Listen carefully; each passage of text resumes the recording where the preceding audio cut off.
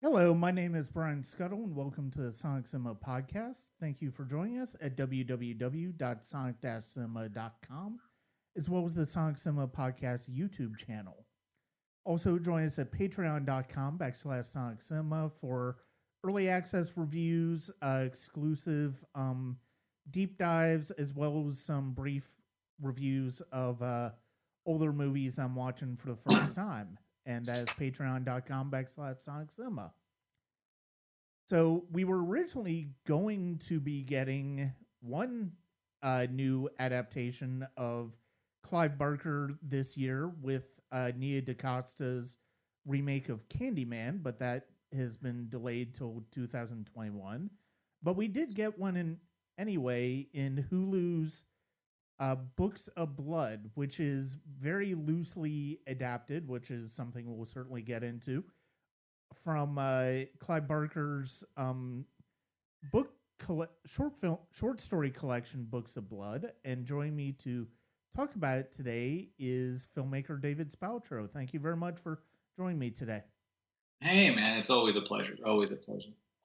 So I'll be honest. I mean, for those of you who don't necessarily follow me on social media, I've actually been getting a bit more into reintroducing myself to Clive Barker this year, partially because of Candyman, partially because of Books of Blood was coming out, and so one of the things you'll be getting from me on Patreon is a an exclusive look at how I look at Clive Barker's directorial work based on his writings, sort of a compare and contrast, seeing the adaptation versus the original text and how that worked out, and I'm really looking forward to that. How David, how did you get into Clive Barker's writing? Um, I discovered him when I was maybe just about like just before high school, or maybe really got into him during high school. And I think over the course of my existence, I've kind of gone back and forth. Where like I think when I was younger, when I first read him, I was blown away and I was really into it. I remember seeing Hellraiser for the first time and finding the Books of Blood. And then for a while, I kind of like shrugged it off, and even some of the later adaptations, some of the work he directed or further writings, I just kind of like it felt redundant or I didn't connect to it. And then returning to it years later, mostly in the last maybe like 10 years, even going back and watching some of the film adaptations that at first I thought were mixed or not very good, I've really learned to appreciate his writing and also even some of the adaptations of his work. I mean, I always thought Candyman was excellent.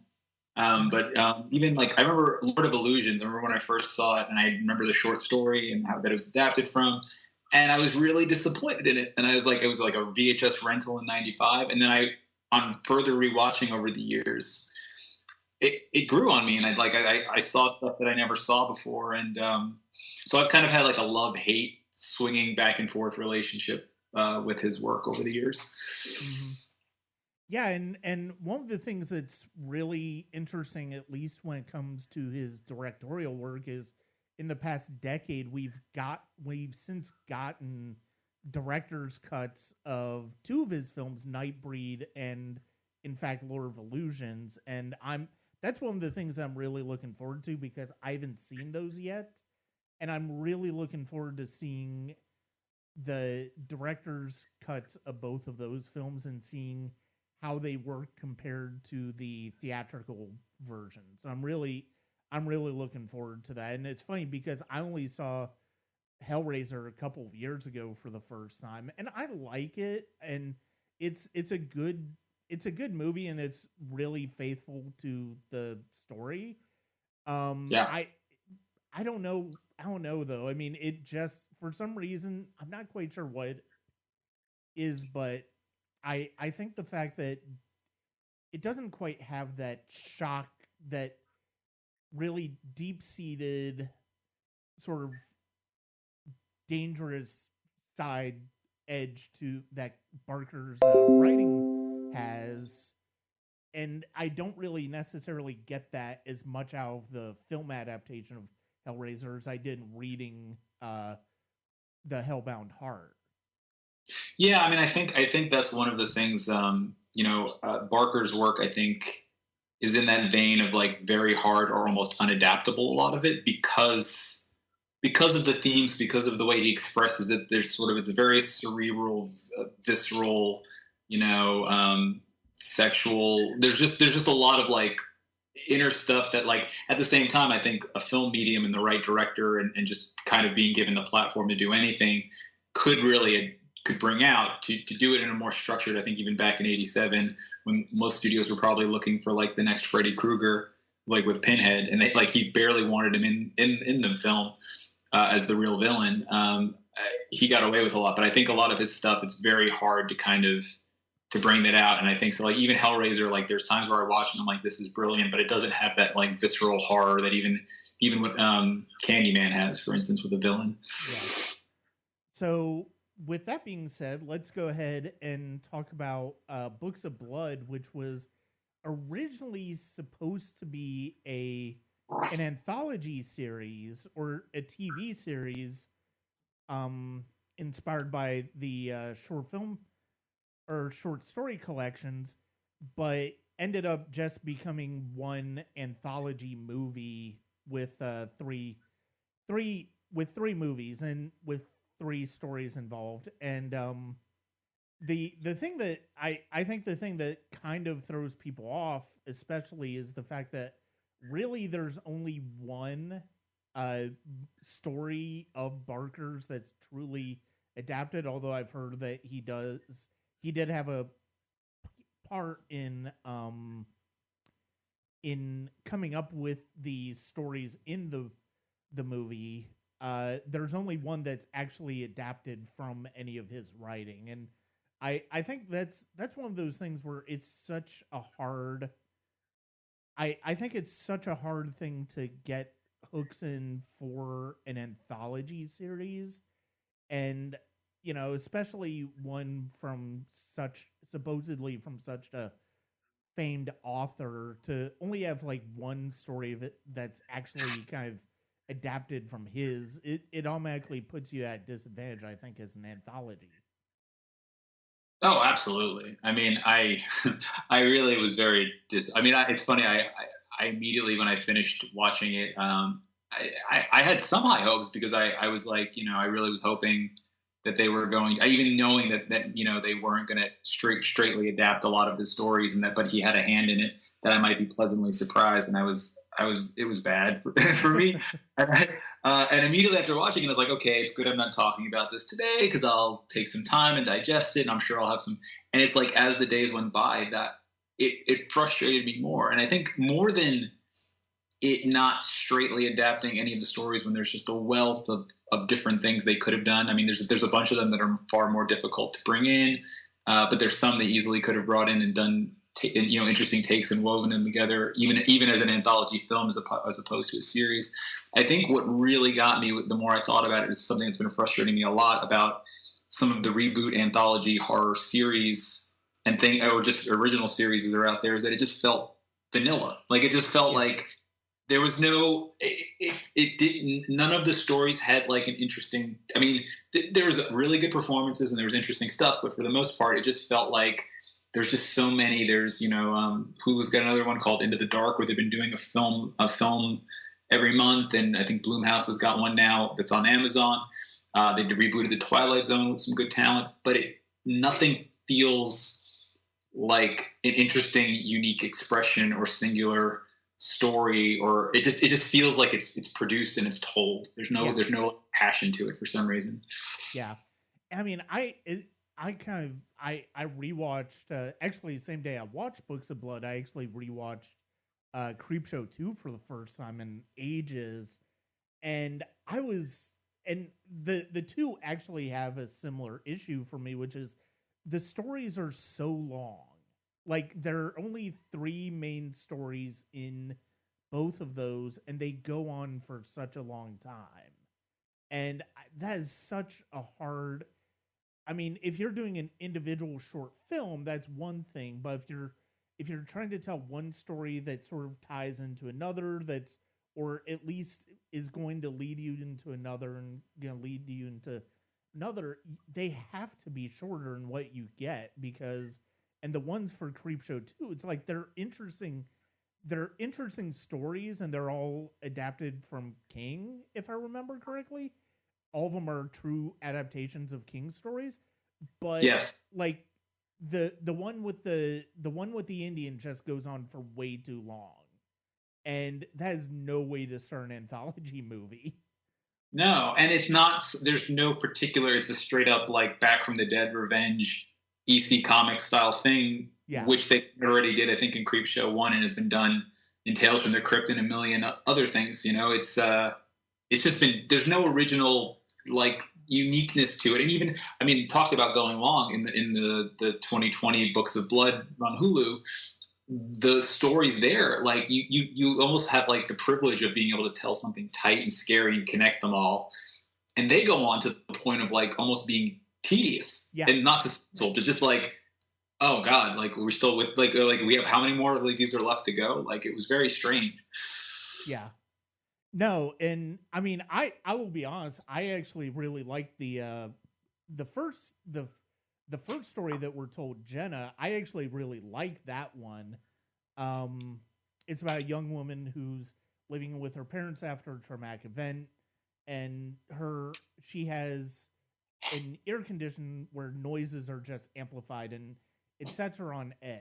And she eventually she runs away and she finds this like B&B in this town, and but the longer that she stays there, the more her anxiety ramps up again, and there's a reason for her to be anxious about this place. And I actually I thought Britt Robertson as the main character was really good. Like you said, there are really good performances in this movie, but at the same time, yeah, it's one of those things where you feel like they probably could have gotten out of this story a lot quicker to get to the next one and then get to the next one as well. Well, yeah, I mean that was it. It's that it was there was a really solid performance, and even the way they set up the story and the premise of it. The first like I would say 15 minutes, I actually got really excited because I was like, oh, okay, so like I know this particular story, Clive Barker might have had something to do with, but it's not from the Books of Blood.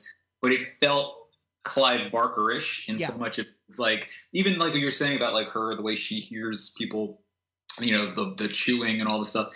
Barker's work is so much about sensory and like physical and mental and like and just the strange B&B and the dread of the whole thing.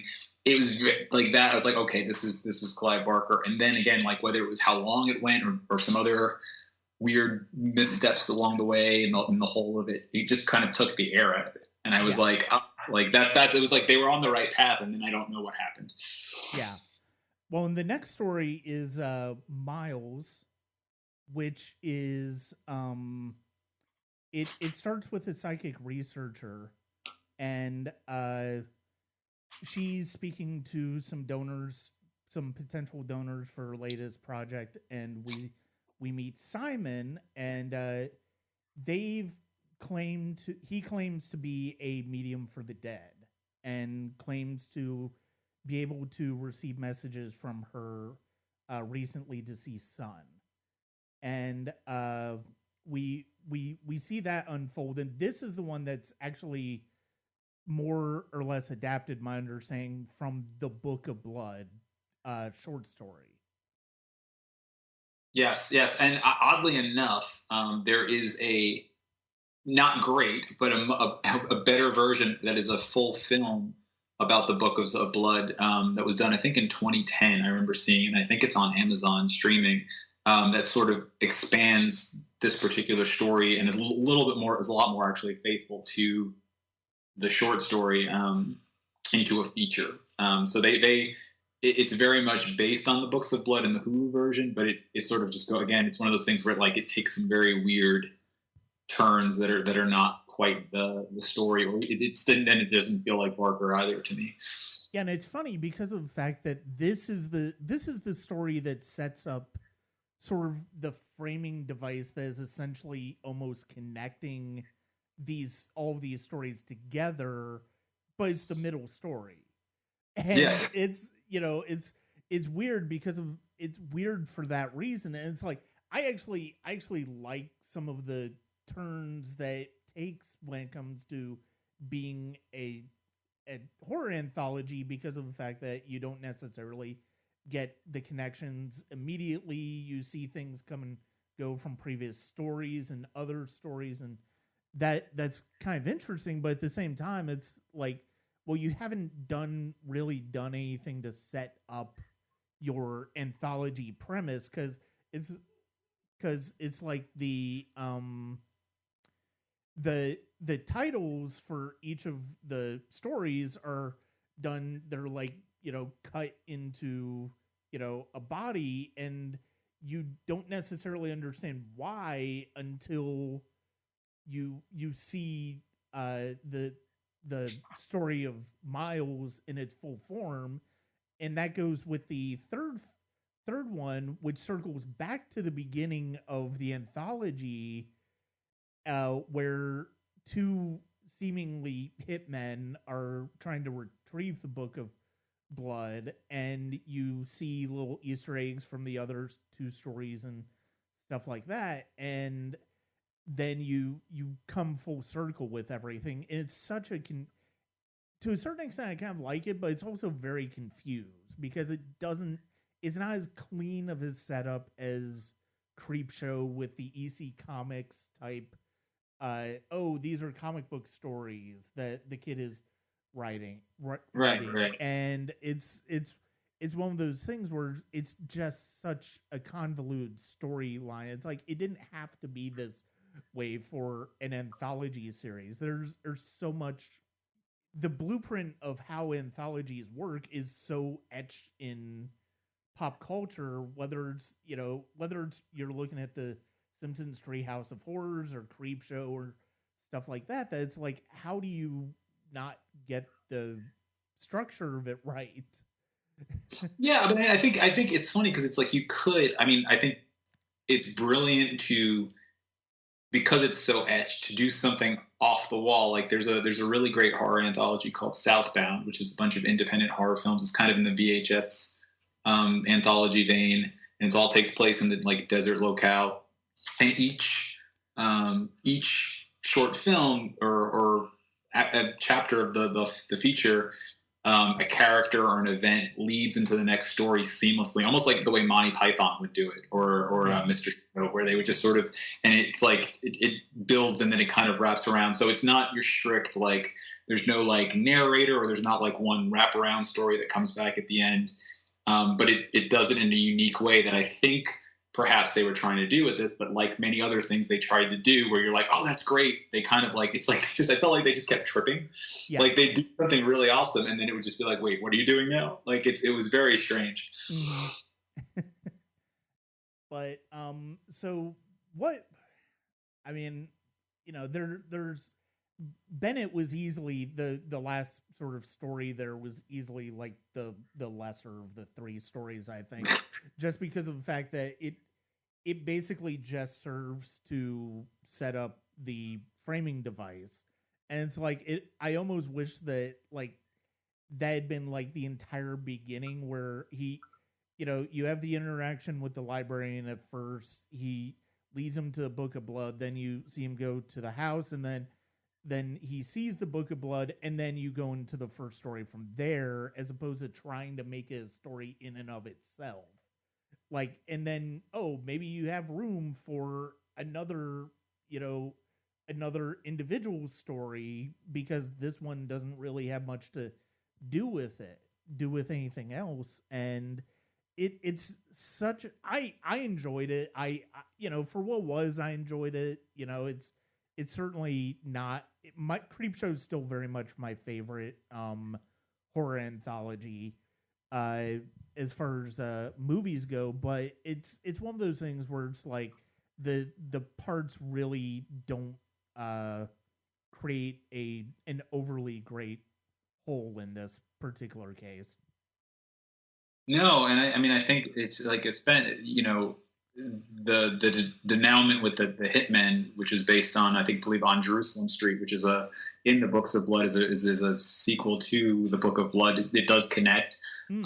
Such a big epic in a way, again, even that is not translated correctly, and it's a little different, in you have license to do that, but like it's so big and epic that then you have this kind of like almost like, oh yeah, we forgot, we got to connect everything, here's this other little story that you're like, that's how, like it's nowhere near as big or as, even with some of the twist of the final story, which it should be a bigger payoff, but it's not, because you've just sort of had this like almost like beyond the beyond supernatural apocalyptic kind of set piece and thing, and then you're like, okay, oh yeah, we gotta do this now, and it's I don't know, like so much of Barker's work, in a way similar to King, in a way that's very different, is about regular people that somehow you relate to, even with the more extreme and surrealness of Barker's particular taste, and putting them in a situation of building dread and horror, like true, like visceral horror that you like. The idea of even like relating or being in that is terrifying, because they basically sending people straight to hell, and literally. I think that if you're not somehow doing that and bringing people into basically a waking nightmare, you're really kind of missing the beauty and the jumping point of what could make it really interesting and original. And even when they manage to capture that visually with that story, or connect those dots, they then do something that completely like either goes in a different direction or kind of like steps back over all the good work they just did. So while I think there's like some very interesting stuff in it, and there's definitely good performances, and I could see what they were trying to do, it's like they kind of weirdly, hopefully it was not somebody else that got in their way, but it seems like the filmmakers or the storytellers got in their way a lot doing it.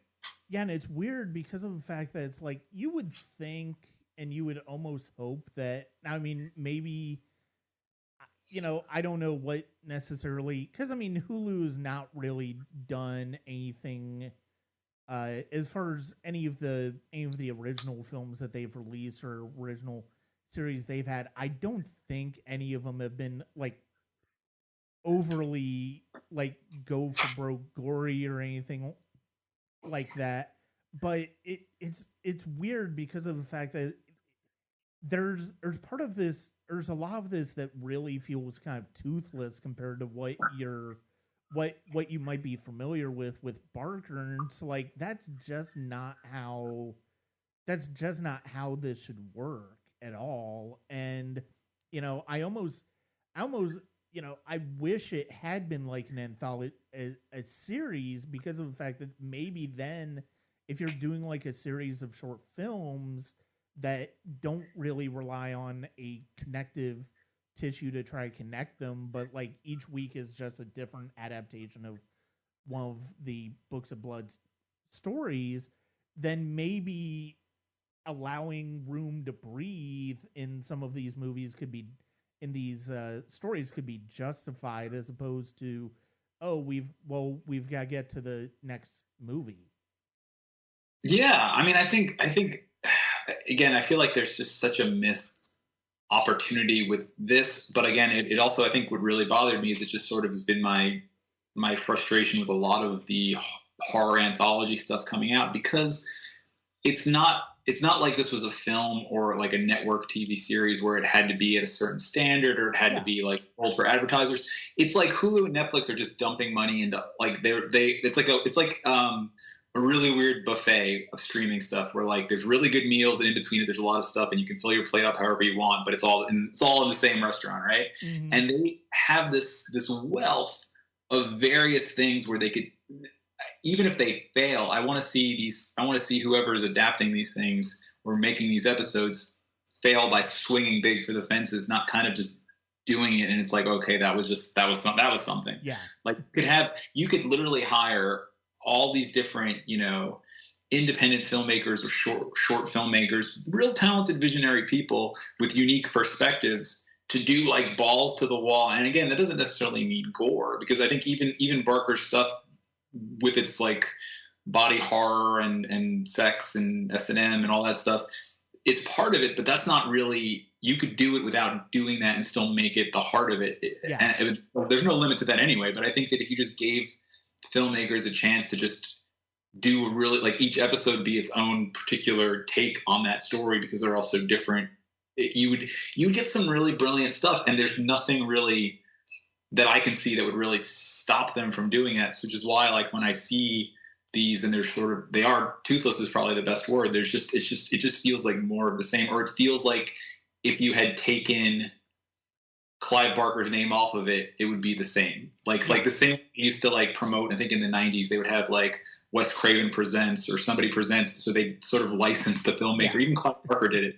They'd licensed their name to a film that was already made, or shoehorn something in as a branding thing, but it wasn't. Right. You know? No, and and it's funny because of the fact that like the past couple weeks, Amazon and Blumhouse have like come out and collaborated on like this Welcome to the Blumhouse thing. It's a series of 4 films, and I actually was fortunate enough to watch a couple of live screenings of them, and it's like the films themselves are fine, but like there's nothing in the 2 that I've seen. I mean, I do want to check out the other 2 that really scream, oh, this is very clearly, this is very clearly in the Blumhouse vein. It's like, to a certain extent, they're almost like you were saying, films where Blumhouse decided, oh, we'll put this out and we'll release this and we'll put our name on it, and because it's horror. And it's like, it's funny because of the fact that the 2 that I've seen are not, I mean, there's a lot of suspense in them, and the one that I saw earlier this week, Nocturne, is certainly got some elements of horror in it, but they're ultimately just not really. They're more thrillers, and they're more just like, they're no different from, a lot of indie thrillers that you'll see on the film festival circuit. And it's like, there's nothing that really distinguishes them in terms of a real signature. And I think that's, and sort of like with Books of Blood, that's kind of one of the issues that you see in some of these things. Yeah, I mean, I haven't had a chance to see any of them, but I did watch the trailers for a few of them, and I remember seeing the advertising to it, and I've actually seen 1 or 2 films from there, Into the Dark, which is on Hulu, that I think is also Blumhouse was behind that. And again, it's really interesting because I was watching those trailers and I was like, you could have easily cut those trailers together, and that could have been Clive Barker's Books of Blood the way Hulu did it, or it could have been the next season of the Twilight Zone that they rebooted recently, because it just feels it doesn't feel particularly anything, so it can kind of be anything other than, there's some creepy shots and there's this and it's this. And the thing about Blumhouse is like, or just even the same way, I'm like, I don't know why they're doing it or what the restrictions are, because I mean, Blumhouse's whole thing was, that they cracked a code basically of doing genre stuff for $4 million or under, because they knew that distribution wise, it would already make its profit. And I mean, it would already make its money back and then make a profit. So I don't know what their restrictions are for streaming, but you'd imagine with like Amazon or Hulu money and no need to like sell for distribution or recoup in a theater or hard media, that like they would just sort of find interesting filmmakers and just kind of let them do anything, or some scripts that they haven't produced because they didn't even think that would work for their model to do that. And it just feels all the same. Like, I don't know if you've seen any of the HBO series, Lovecraft Country. Not yet. Okay. But so it's great. I really enjoy it. But what I found interesting when I was watching that is that somehow manages to get more of an anthology feel, in that it's based on a book that has like episodic chapters, and it adapts it straight, but it also kind of goes in its own direction, like updating. It almost does what you really should do as an adaptation, but without any spoilers. Every episode and the story it tells, it's all very much connected. It feels like a show. You're not lost, but every episode feels anthology in that it's almost like a different style. One week it's a little more sci-fi. One week it's something completely. It's just very different, and that is kind of like that difference, that cohesive difference, I think is what makes an anthology project strong. And when I see some of the stuff now, the only connective tissue is that it's the same people, or it's got like a logo over it. Yeah. It just feels like brand X, it's not different or unique. Yeah, and I definitely want to get into Lovecraft. I definitely want to get into that show. I have a backlog of shows I'm trying to watch right now. So like I just started Watchmen earlier this year. So it's like that's how behind I am. But yeah, it like with the resources that like Netflix, you're right, with the resources that like Netflix and Hulu, I mean even Shudder to a certain extent have towards original stuff, you would think that, you would think that they would be more they would be more open to showing stuff that or producing stuff at least. I mean, Netflix is to a certain extent. I mean, HBO Now is to a certain extent, and I mean, or HBO Max, sorry. But I mean, you occasionally see films that are like, okay, we're just gonna go all out for it, but or shows that go all out for it, but at the same time, you've got something like you have a going bringing it back to Books of Blood. It's like you've got a name that people recognize in Clive Barker. I mean, even if he's not as mainstream of a name as Stephen King is, the people in the genre community are familiar with him, whether it's Hellraiser, whether it's uh, Candyman, whether it's just his work writing or anything. It's like he's familiar. That name is familiar. That name, chances are, means something to genre fans. It's like, why would you not? I mean, it's fascinating to me that, and it's fascinating that Barker hasn't directed anything since Lord of Illusion. And I mean, maybe it's because of the fact that that was like his second consecutive time where he had issues with the studio cutting his movie. But at the same time, it's just really interesting that like Barker ended up not directing again.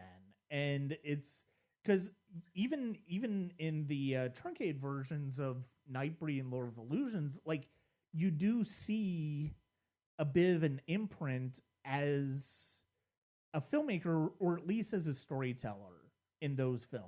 I mean, it's the same with Hellraiser, where it's like you can tell that there's a particular vision being brought forth, but it for some reason the studios at the time just weren't prepared for it or were uncomfortable with it.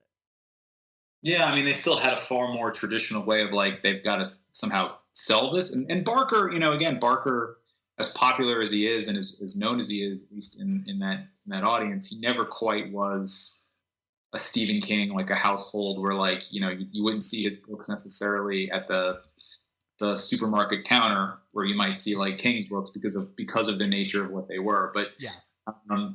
I think also, as a filmmaker, under the best circumstances, making films is very difficult. Even if it's not strictly like an artistic, like he had studio trouble or all those things. I think just he was a writer, and I think especially the kind of stuff he wrote, even for himself, adapting it is very difficult. So I think maybe part of it too was after doing it, and that maybe he didn't feel like he got it, because I don't think his films that he directed, even Hellraiser at the time, really were well received. Yeah. Either. And I think that also probably, you're like, well, I could just sit and dream up all the things I want to dream up and write, and people like it, and I kill myself for 3 years trying to do a watered down version of it, and people shit on it. So I don't know if that had anything to play with it too. Yeah. Well, thank you very much for talking to me today, David. I'm glad we were able to talk about this film and just talk about horror and anthology films and just the business in general. And I really enjoy the conversation. Oh man, it's always a pleasure. Thank you so much for having me. I'd like to thank David for joining me today on the podcast to discuss Clive Barker, Books of Blood, and just horror filmmaking and anthology filmmaking in general. it was really great to get his perspective on that. It was really enjoyable conversation. I hope you enjoyed it as well. That's going to do it for this episode of the Sonic Cinema podcast. Coming up, we're going to have a couple of discussions on a couple of filmmakers with some friends who appreciate their films a great deal. I'm going to be talking about horror from 20 years ago with Phil Faso and focusing on a few films with regards to that. And we'll see what the rest of the year brings as far as the podcast, and I hope you enjoy it. For now, though, this is Brian Scuttle. Subscribe to the Sonic Cinema podcast on YouTube, as well as on Spotify, Apple, Google, and Amazon. I believe we are on right now. And thank you very much for joining me. This is Brian Scuttle, and thank you for listening to the Sonic Cinema podcast at www.sonic-cinema.com.